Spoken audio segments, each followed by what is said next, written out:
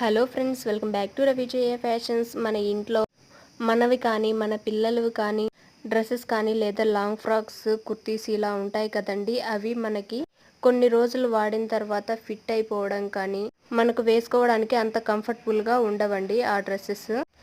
వాటిని పడేయడానికి మనకైతే మనసు ఒప్పదండి. ఎందుకంటే మనకి కుర్తీ ఫ్యాబ్రిక్ అంతా కూడా బాగానే ఉంటుంది, కాకపోతే వేసుకోవడానికి కంఫర్టబుల్గా అనిపించదు అంతే. వాటిని ఈ విధంగా బ్లౌజ్ లాగా అయితే మళ్ళీ మనం రీయూజ్ చేసుకొని స్టిచ్ చేసుకొని వాడుకోవచ్చండి.